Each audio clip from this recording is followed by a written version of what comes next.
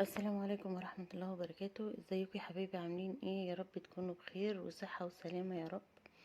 الفيديو بتاعنا النهاردة فيديو كده من ايام الزمن الجميل. الكفتة الرز دي من زمان قوي، مهما يروح الزمن ويجي ويطلع اكل اشكال والوان، الا ان هي معروفة، ليها طعم خاص وليها ذكريات خاصة.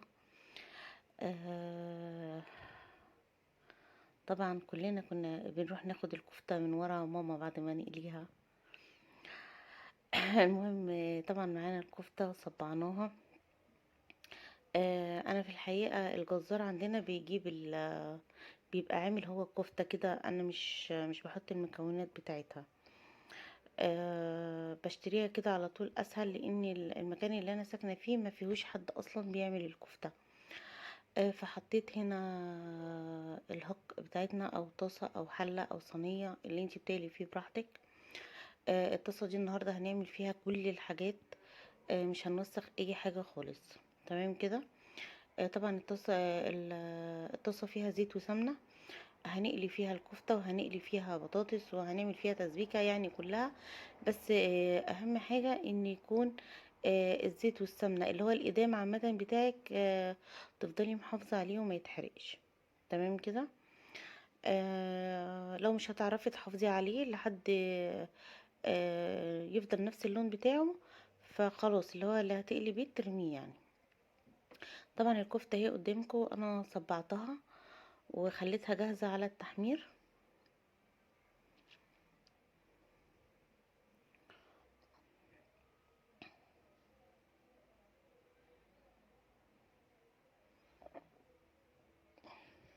بس انا طبعا في صندوق الوصف هكتب لكم مقادير الكفتة مظبوطة.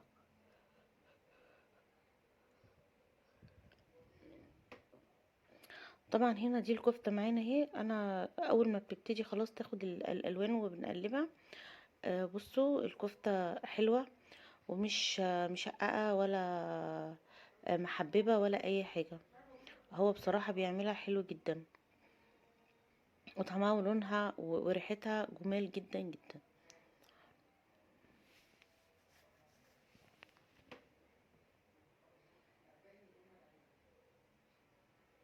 المهم بقى لحد الكفتة ما تتحمر ونشيلها.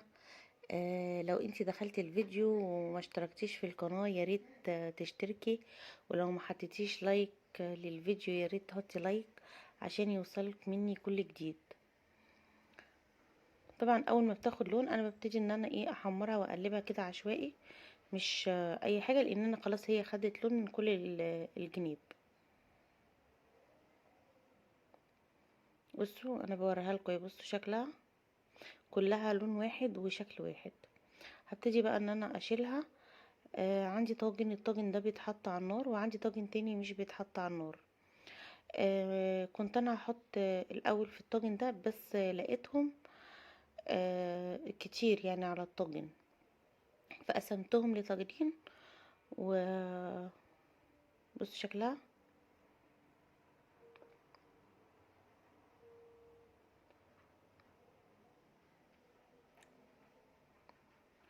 طبعا احنا هنا كده حطينا الطاسة التانية. هنا بصوا انا بوريكم شكل الصباع عامل ازاي، وبصوا لونها من جوه. حرفيا هي حلوة جدا. شكل الكفتة لما بتكون مش مشققة ولا محببة كده ولا فيها رز مش مطحون كويس، بيبقى شكلها مش حلو لما بتتحط في الصلصة. لكن لما بتكون واخدة سوا واحد وشكل واحد وما فيهاش اي حاجة حرفيا باينة، بتبقى شكلها حلو جدا في الصلصة، اكنك عاملة سجق بلدي. هنا انا كان معايا كام بطاطاية كده، خرطتهم مكعبات. وخلصت كمية البطاطس في نفس الزيت والسمنة. انا هدي تحميرة للبطاطس. بصوا لون الإيدام بتاعنا زي الفل، وما فيهوش اي حاجة خالص خالص خالص. انا حافظت عليه. وانا اصريت ان انا احط البطاطس بعد الكفتة عشان تاخد من طعم الكفتة بتاعتنا.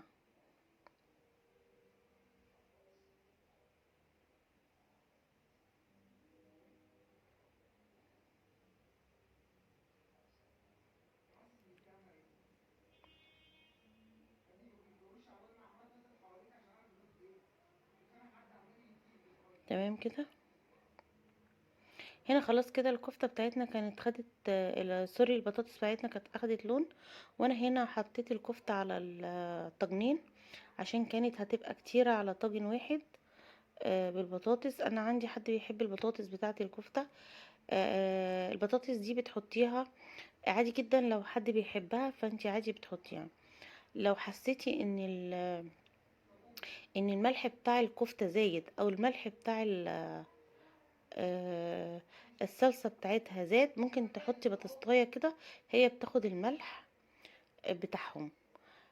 لو انتي حسيتي ان الكفته قليله وانتي عايزه تعملي اكل اليومين، تقدري برضو تحمري كده وتحطيها، بتكتر طبعا و... وبتبقى حلوة في نفس الوقت. بصوا شكل الايدام بتاعنا عامل ازاي، يعني انا حمرت فيه الكفتة وحمرت فيه البطاطس، فهو زي الفل ما فيهوش اي حاجة. وانا كمان هنزل فيه بالصلصة او التسبيكة بتاعت التسبيكة بتاعت الكفتة.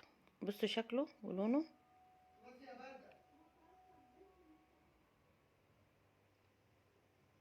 هنزل بمعلقة توم حلوة كبيرة.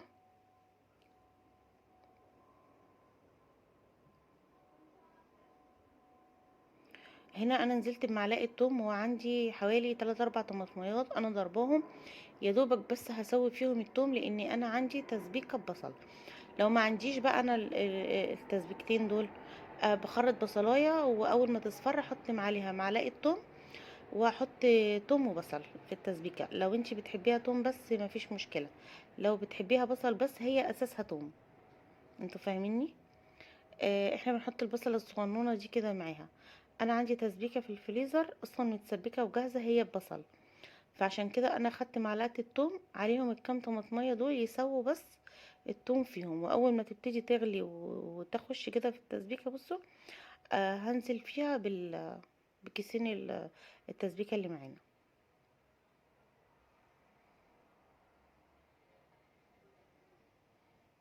تمام كده.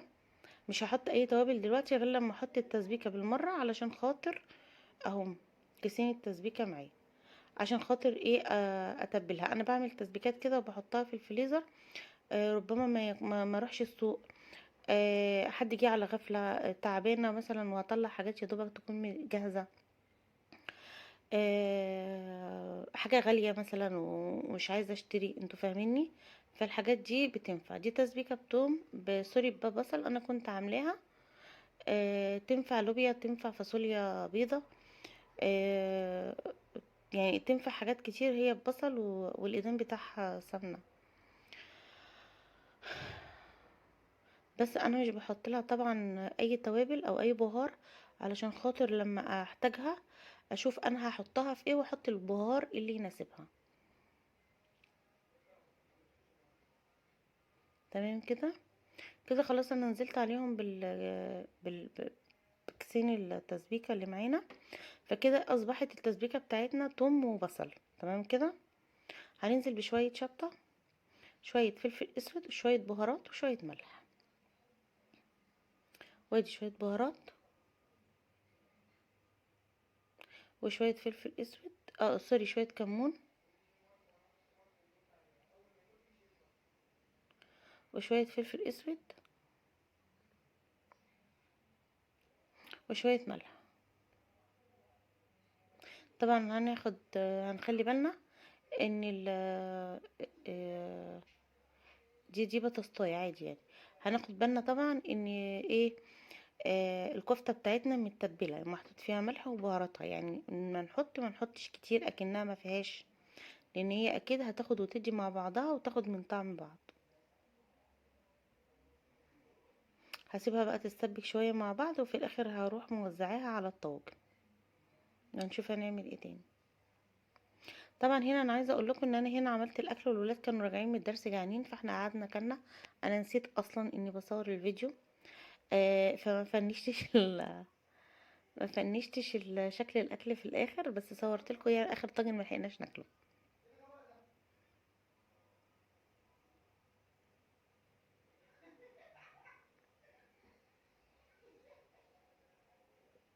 هنا هننزل على الطواجن بالتسبيكه اللي معانا، وهنزود كل طاجن ميه، وهنغلي اللي بيتغلي من فوق هغليه وادخله الفرن، واللي ما بيغليش من فوق هزوده ميه سخنه واحطه في الفرن على طول. انا مولعه الفرن ومسخنيها، هحطه طبعا على الصاجه الاول لحد ما يغلي، وبعد كده ارفعه على الشبكه.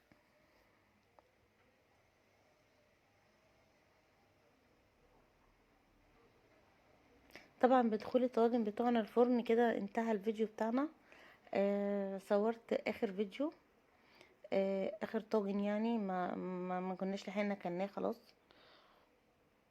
وطبعا عملت جنبه رز بشعريه. بألف هنا وشفا يا رب لكل اللي كان لقمه. ويا رب الفيديو يكون عجبكم، ولو في اي تعليق او اي حاجه يا ريت تكتبولي في الكومنتات.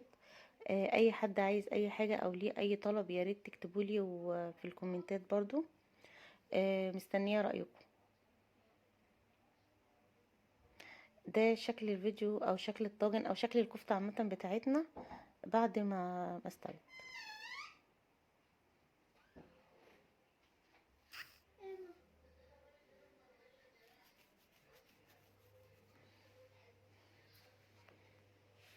مع السلامه.